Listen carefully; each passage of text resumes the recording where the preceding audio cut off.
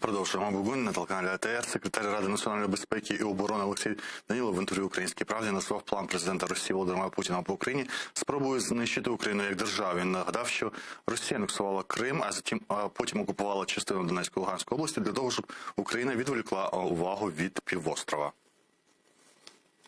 Який план сьогодні у Путіна? Внутрішня дестабілізація в нашій країні. Якщо тільки відбудеться внутрішня дестабілізація, потім він буде мати можливість скористатися цією дестабілізацією для того, щоб зробити свою чорну справу. Крапка. Якщо не буде внутрішньої дестабілізації, буде набагато складніше виконувати ті завдання, які вони поставили перед собою. Що ми бачимо на сьогоднішній день? Те, що стосується політичної дестабілізації, саме за рахунок сил, афілійованих з Російською Федерацією, після закриття телеканалів, після певних наших превентивних процедур, зробити їм це складно.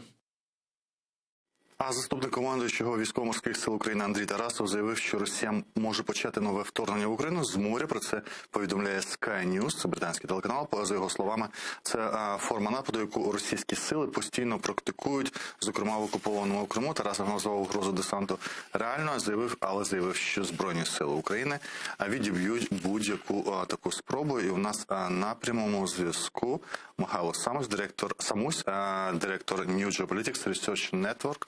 Доброго вечора, пане Михайло.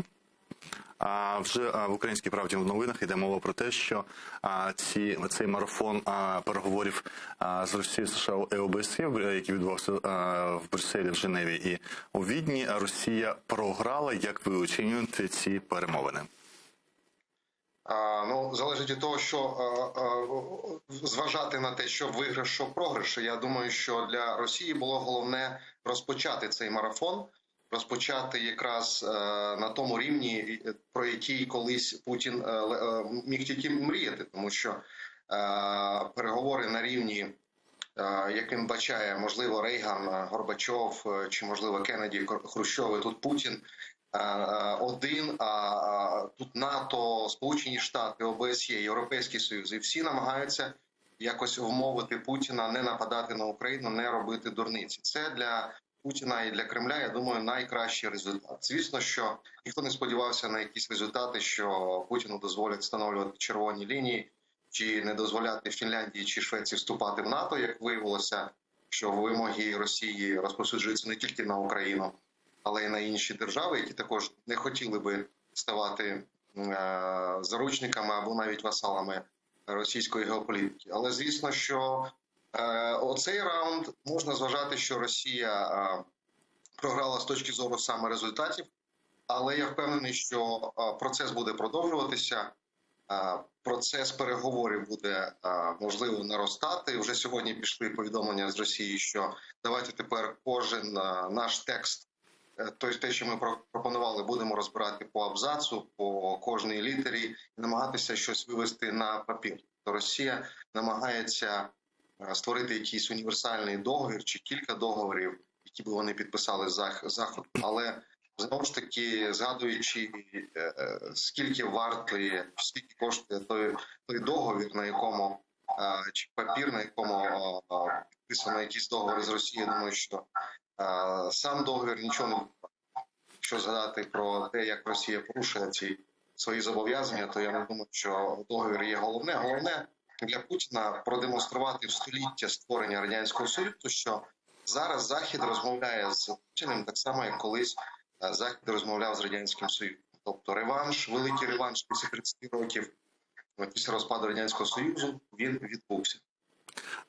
Двічі міністр закордонних справ України Костянтин Грищенко був в попередній годині у нас в ефірі, і він сказав очевидні речі, що вступ України до Північно-Атлантичного альянсу не є на порядку денному. Тому всі ці вимоги Росії гарантувати не вступ України, це може бути тлом, на якому Росія може обговорити або хотіти обговорити інші речі. І він згадує, наприклад, той же договір про СМД, про скорочення ракет середньої і малої дальності, про звичайні збройні сили, можливо, якісь питання по Сирії, Лівії або інших країнах. Якщо казати, сам Грищенко покладає відповідальність за це СМД на Трампа, який в 19-му році оголосив. Але в 19-му році здається, закінчився термін цієї угоди, і обидві країни вийшли з нього. Що може хотіти Росія? Що для неї може бути головним? Ну, про договору про РСМД я би хотів підкреслити, що насправді тиск на Росію стосовно цього договору розпочала ще адміністрація Обами. Десь приблизно з 10-11 років адміністрація Обами почала повідомляти, причому відкрито, що Росія проводить випробування наземних ракет крилатих, які абсолютно порушують цей договор, і тому вони закликали, і особисто, я пам'ятаю, помічники Обами літали до Москви, просили припинити займатися тим, тому що американці все це бачили через свої розвідувальні засоби. Москва, очевидно, це проігнорувала, і тому Трамп лише завершив, абсолютно вірно, це просто збігав вже термін, і Трамп просто не продовжив його чинність цього договору, оскільки Росія, очевидно, вже тоді порушила цей договор і вже почала серійне виробництво крилатих ракет наземного базування, які вже були далеко за 500 кілометрів дальністю. Стосовно того, що хоче Путін, я би тут ще хотів сказати про саму цю находовочку. Тобто почалося все з того, що Байден, коли прийшов до влади, він надзвичайно відверто почав демонструвати бажання переформатувати свої відносини з Китаєм. Очевидно, що для Путіна чи його аналітиків стало зрозумілим, що на цьому можна зіграти, бо Байден хоче якось вирішити питання з Китаєм, який називався головною загрозою, головним викликом, і економічним, і безпековим, і так далі. І Путін запропонував, чи Байден запропонував перший, чи тут невідомо, хто перший з цією пропозицією вийшов, але, очевидно, Путін почав гратися з тим, що він запропонував, що він не буде приєднуватися до Китаю, він буде залишатися або нейтральним, або позитивно-нейтральним стосовно Сполучених Штатів, а за це він просить раз, два, три, чотири, п'ять. Очевидно, що Байден і його адміністрація відповіли відмовою на першій зустрічі в Женеві, і потім відразу Путін почав піднімати ставки на кордонах з Україною. Відразу почала в інформаційному просторі розганятися теза, що військовий конфлікт і напад на Україну є абсолютно можливим, абсолютно реальним. Бо ще навіть в квітні, коли він почав перший раз гратися так потужно мускулами перед першою зустрічю з Байденом, тоді начебто це були такі навчання, які він проводив регулярно, там Запад, Центр чи Кавказ, і все це розглядалося більше як все ж таки демонстрація. Після влітку те, що відбувалося, і вже восени теза про те, що напад на Україну став реальним, він, згадаємо, розганявся і в західній пресі особливо, починаючи з вересня. Це стало такою просто загальним місцем, що Путін готується до нападу до України. Це почалося з Washington-Post, а потім західна преса нарешті вирішила зрозуміти те, що ми зрозуміли дуже давно. Те, що ми зрозуміли, хто 30 років тому зрозумів, хто зрозумів це в 2014 році, але що Росія напасти на Україну може дуже легко. Причому, що Росія напала на нас реально в 2014 році, окупувала Крим, окупувала Донбас, і для українців це є очевидним. Західна преса, західні аналітики зрозуміли це восени цього року, що в принципі є позитивним, але з точки зору, що хоче Путін, я все ж таки думаю, він хоче скористатися моментом і виторгувати собі максимально від Байдена преференцій стосовно контролю пострадянського простору і, звісно, можливо підписати якісь, як вони кажуть, big deal чи большую зділку стосовно розподілу хоча б зон впливу в Європі, що Сполучені Штати мають отакий контроль територій, а Росія ось такий. І в цьому плані тоді Росія гарантує неприєднання до Китаю і його групи країн, які Китай, очевидно, буде формувати протистояння Сполученим Штатам.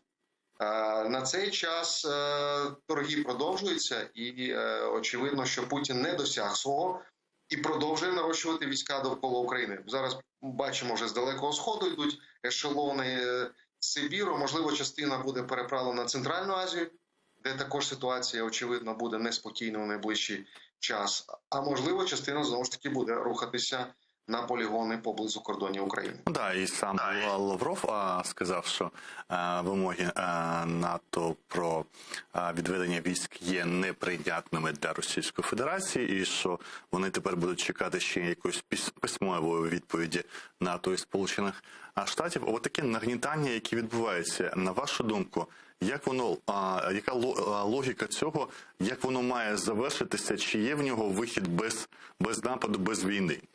І тоді як красиво зберігати обличчя для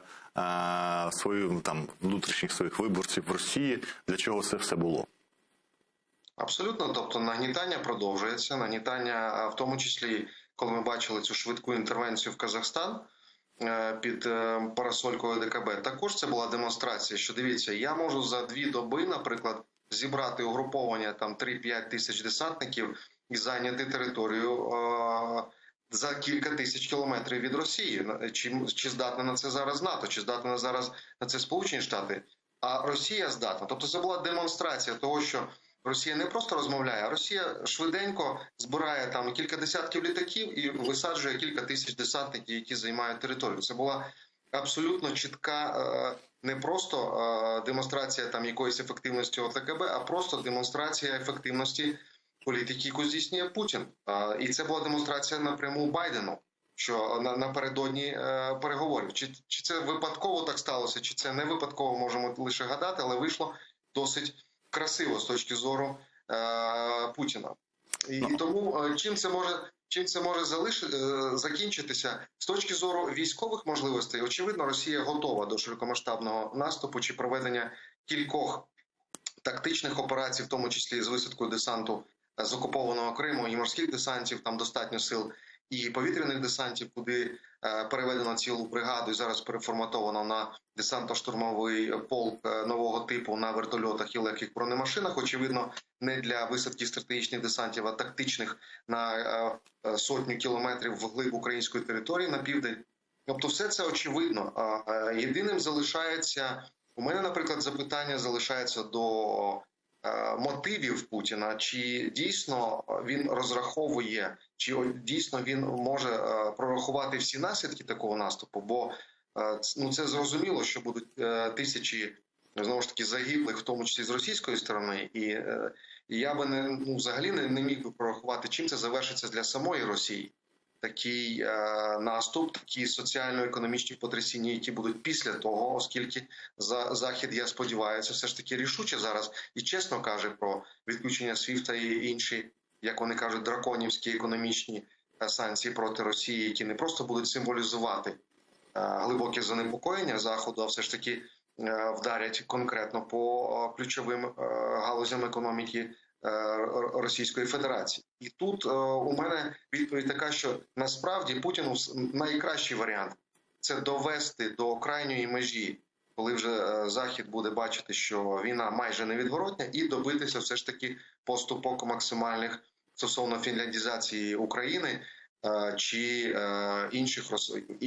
інших гарантій стосовно невтручання, наприклад, Заходу у внутрішні справи, в тому числі Росії, коли буде здійснюватися так званий трансфер. Тобто не допомагати тій ж російській опозиції, чи є досить важливим питанням для самого Путіна.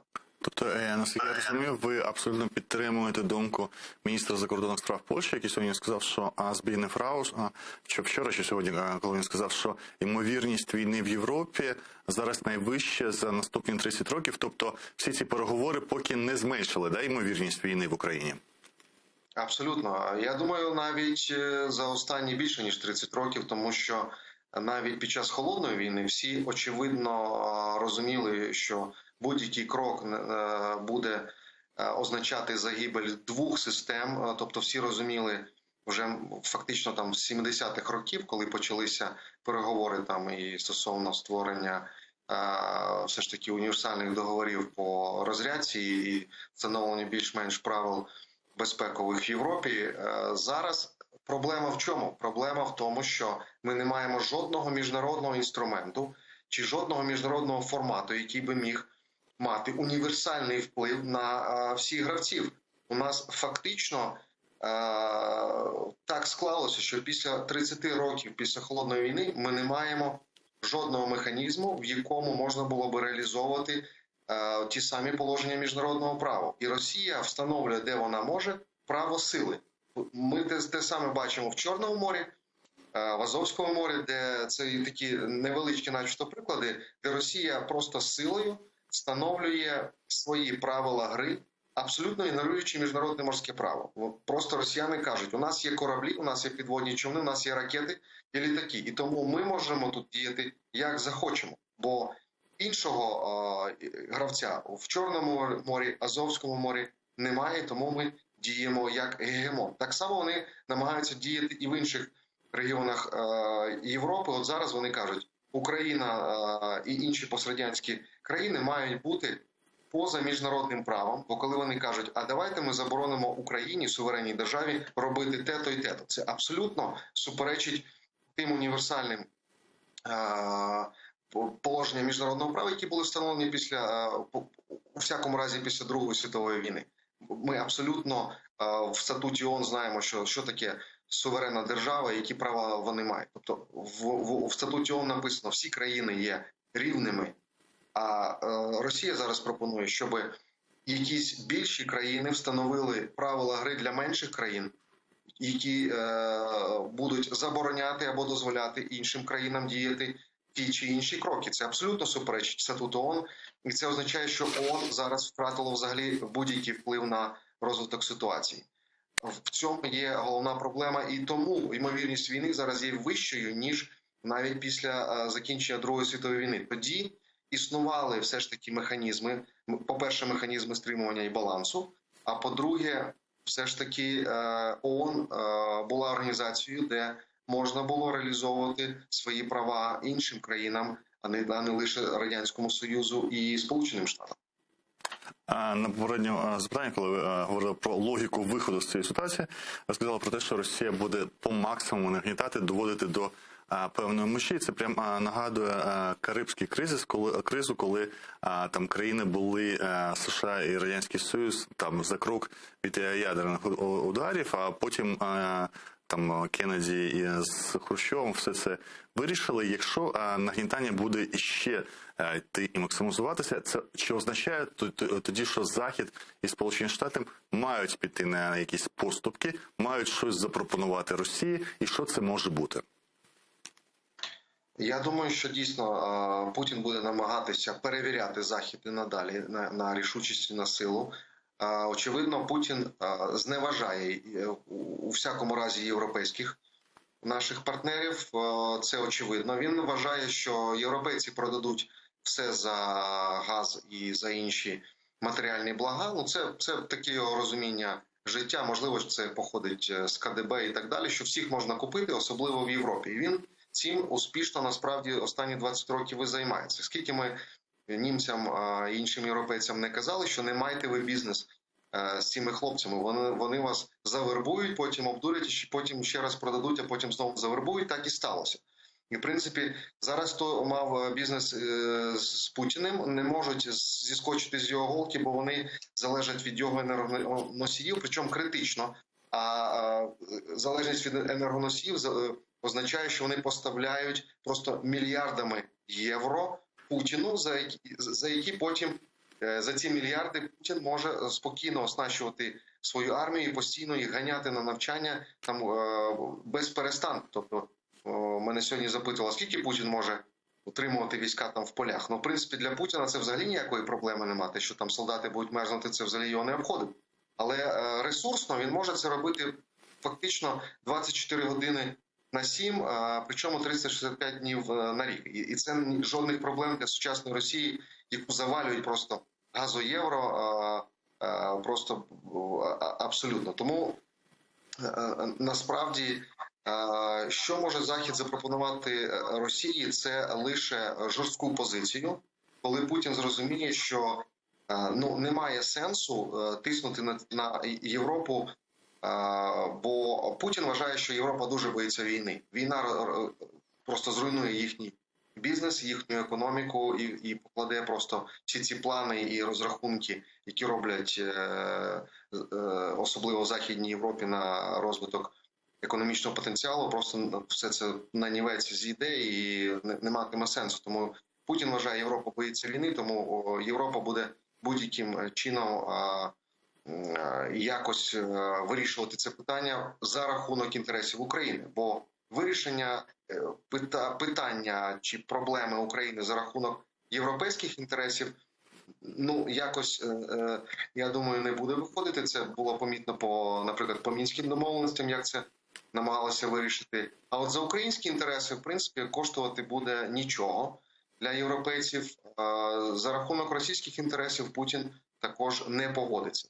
Тому Тоді я думаю, що це може бути за рахунок українських інтересів? Тобто будуть якісь гарантії не вступу України, чи що буде?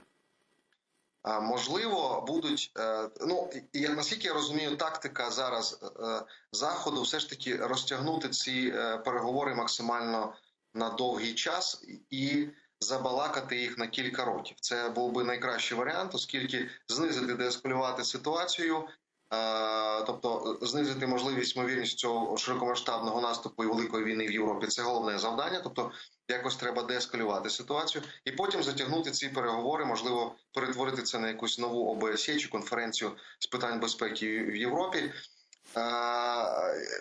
Але путінці, росіяни, вони кажуть, що ми це добре розуміємо, ми не будемо з вами погоджуватися на довгі переговори, ми хочемо все і зараз. Звісно, що вони займаються прямим і відкритим шантажем. І тут, я думаю, головне слово все ж таки за Сполученими Штатами, бо насправді вони вирішують, чи погоджуватися на шантаж Росії в обмін на якісь поступки, чи, скажімо так, крок на зустріч в китайському питанні з боку Путіна, чи продовжувати нагнітати обстановку також і допомагати Україні, наприклад, військовим чином, не йдучи на поступки Росії, чи все ж таки зробити якісь поступки Росії, і тоді я думаю, що позиції самого Байдена можуть всередині Сполучених Штатів пошатнутися. Ситуація дуже складна для Заходу, і Путін, я думаю, на це і розраховував, що вони будуть максимально обмежені в маневрі. Наскільки вони наважаться, тобто, я думаю, що європейці наважилися би сказати, я особисто дуже багато років чую від моїх європейських колег, що фінляндизація України є найкращим виходом для самої України, бо це зніме абсолютно напруженість. Ви будете супер економічно розвинутою державою, бо ми вкладемо у вас багато грошей. Росія вас не буде чіпати, тому що ми домовимося про те, що Росія вас не буде чіпати і так далі, і тому подібне. Тому я думаю, що в Європі з такою пропозицією Росії могли би погодитися, запропонувавши Україні величезні гроші, наприклад, і стабільний економічний розвиток на багато років вперед в обмін на не вступ до НАТО, але вступ в Європейський Союз, наприклад, можна було би дозволити. Для Сполучених Штатів, для Великобританії це питання все ж таки більш стратегічне, більш питання не тільки економічне, не тільки Китаю, але й з точки зору геополітики і протидії Росії, з точки просування на схід і формування якоїсь коаліції з європейцями, оскільки якщо Росії вдасться створити цю коаліцію з європейцями над Україною, тобто Україну прибрати взагалі з шахової дошки, створити таку нейтральну сіру зону, можна її назвати фінляндизацією, але це буде така стандартна сіра зона на мапі, і потім створюється такий конгломерат російська зброя, європейська економіка, і оцей конгломерат, можливо, би спробував грати третім номером між американцями і Китаєм в наступному етапі технологічної революції і перебудови світу. Такі ідеї і в Росії, і, до речі, і в самій Німеччині я інколи чую, що було би, в принципі, непогано з Росією створити такий дует, і цей дует би допоміг Європі, яку, звісно, в Німеччині вважають, що це німецько-центрична Європа, цій Європі стати глобальним гравцем, реально глобальним гравцем в протидії Сполученим Штатам і Китаю. Тому Росія буде намагатися провести таку операцію, щоб примусити чи якось натиснути на Європу, яка би піддалася цьому тиску. І я думаю, що ключове питання зараз полягає в тому, наскільки Байден готовий йти на поступки Росії. Бо він пішов вже на поступки Німеччині, коли зняв санкції з Північного потоку. Чим це завершилося? Ми бачимо, що Північний потік фактично добудували, і він готовий до сертифікації. Якщо він буде введений в експлуатацію, безпекова ситуація для України абсолютно погіршиться. Я не кажу про енергетичну ситуацію, але безпекова ситуація точно погіршиться, бо ми будемо позбавлені оцього останнього аргументу, який пролягає по нашій території. Це труба, яка качає в один бік газ, а в інший бік євро для путінського режиму.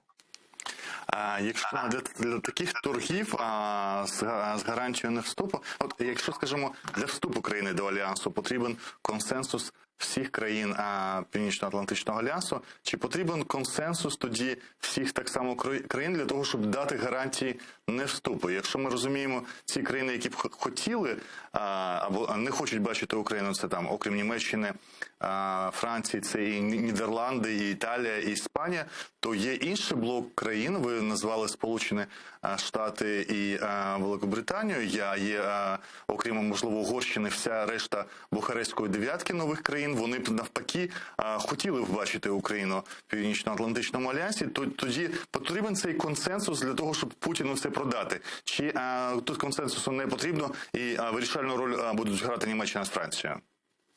Ну, якщо це рішення буде прийматися на рівні НАТО, то, звісно, треба консенсус. Якщо це буде офіційно під лого НАТО презентуватися як документ Росія-НАТО, чи там в їхній спільній... Тоді важко уявити, навіть якщо б раптом там Сполучені Штати і Британія погодились, важко уявити під цим підпис Литви навіть. Однієї хоча б Литви, одного країну Альянсу. Да? Тобто важко уявити консенсус по такому питанню взагалі. Чи це можливо? Але ж тут, якщо грати від зворотнього, то якщо ми зараз піднімаємо це питання, це виникає конфлікт всередині НАТО, або, ну, скажімо так, суперечка, і це означає, що тоді Україну точно ніколи не приймуть в НАТО, бо визначиться чітко група країн, які скажуть, а ми не будемо підписувати жодних наступних документів стосовно просування України до НАТО. Наприклад, надання того ж плану дій щодо членства, поки не буде знято напруження з Росією. І, в принципі, Путін, граючи від зворотнього, він досягне своєї мети, що Україна ніколи не стане членом НАТО. До речі, дуже цікавий момент. В тих вимогах, які Росія висунула Заходу, там є чітко вказано, що скасувати рішення Бухарестського саміту. Бо в рішенні Бухарестського саміту чорним по білому написано: Україна і Грузія будуть членами НАТО. Тобто буде ПДЧ, не буде ПДЧ.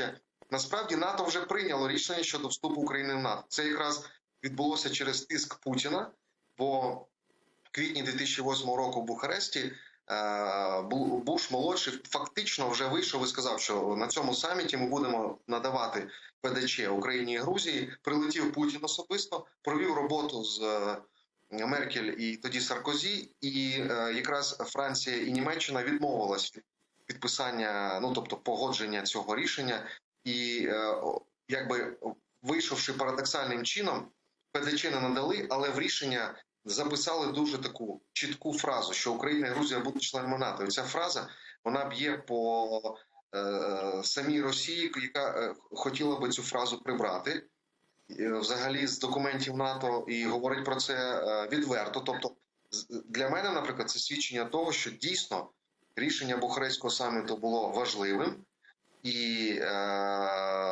хоч воно є парадоксальним, я, наприклад, вважаю, що це була найбільша геополітична помилка НАТО і взагалі країн Заходу після закінчення Холодної війни. Бо, на моє переконання, якщо б в квітні 2008 року Україна і Грузія отримали ПДЧ, то через кілька місяців Росія б не напала на Грузію, а в 2014 році не нападала всю Україну. Да, я якраз хотів з цього торкнутися, що ця фраза не врятувала тоді Грузію вже в серпні від російського вторгнення. І якщо тоді виходить, що які б записи не були, але фактично НАТО вже, от Грищенко порівняв, до речі, НАТО вже з Організацією Об'єднаних Націй, а ООН критикують вже всі, кому не ліньки, всі невдоволені нездатністю цієї організації чимось керувати. І вже коли НАТО порівнюють з тим самим, це виходить, що треба погоджуватися з висловлюваннями Макрона про смерть мозку НАТО, да, або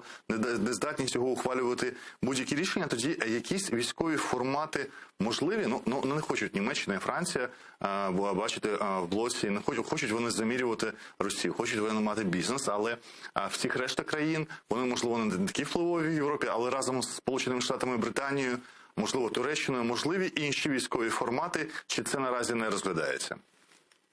Ну, після створення АУКУС, очевидно, що можна собі уявити, для цього треба лише лідерство Сполучених Штатів, бо Сполучені Штати з їхніми потенціалом ядерними ресурсами можуть спокійно собі дозволити створити ще одне НАТО. Я би його назвав, наприклад, у складі Сполучених Штатів, Великобританії, Польщі, Румунії, країн Балтії, України і Туреччини. В принципі, оця група країн, це була би група набагато успішніша, набагато ефективніша, ніж ті країни, які залишилися.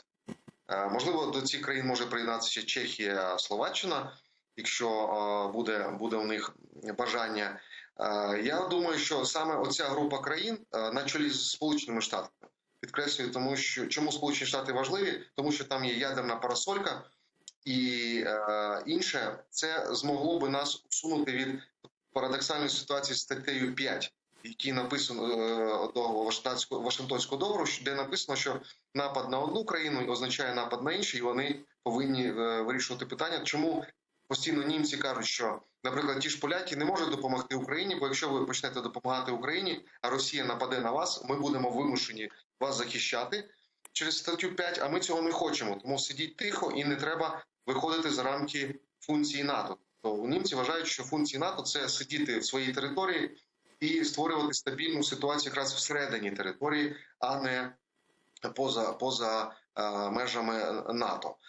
Якщо б Сполучені Штати взяли на себе відповідальність такого великого союзницького договору між тими країнами, що назвав, тоді ці країни могли б вийти за межі 5 статті і заявили, що напад, наприклад, в тих ситуаціях, коли ми вважаємо, що ми ініціюємо роботу в рамках нового союзу, він не зачіпає 5 статтю. І тому, наприклад, коли ми допоможемо конкретно, як, наприклад, Туреччина допомагала Азербайджану зараз в останній фазі війни з Вірменією, то, очевидно, взявши на себе функції воєнного союзника, відкрито, чітко відкрито, як це має бути. Якщо Сполучені Штати і інші країни так візьмуть на себе таку саму відповідальність і скажуть, що це не зачіпає статтю 5, то це може спрацювати.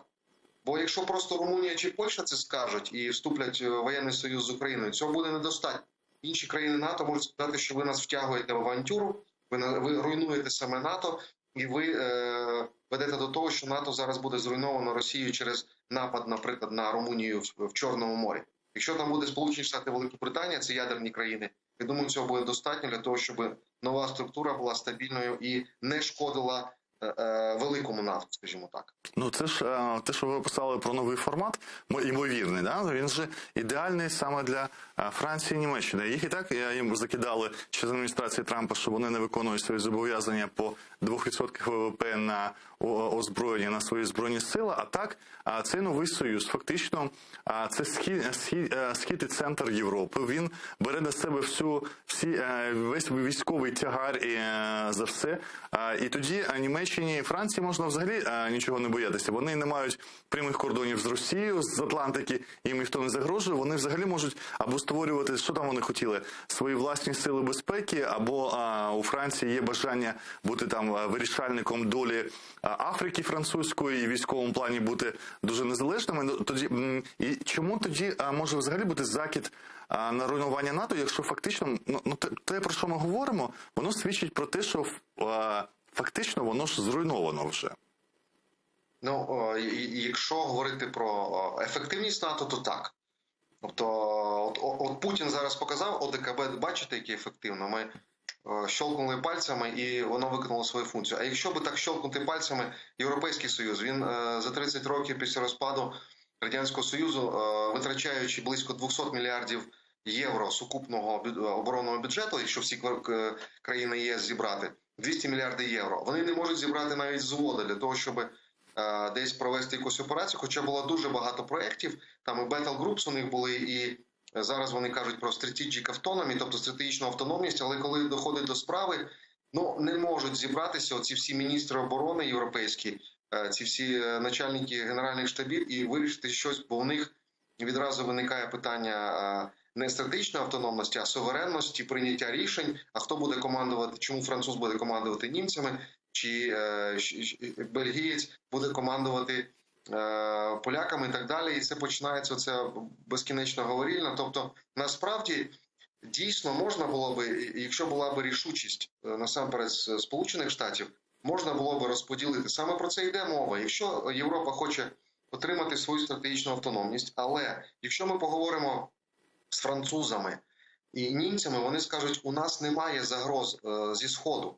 Це у поляків є загроза зі Сходу, чи у країни Балтії, чи у Румунії. У нас, наприклад, у німців взагалі загроз, таке враження, що вже немає, окрім міжнародного тероризму там і деяких інших аспектів. А французи кажуть, а в нас взагалі геополітика спрямована на південь. Ми за Німеччиною, для нас взагалі не існує там якихось загроз. Світу після Німеччини немає землі, да.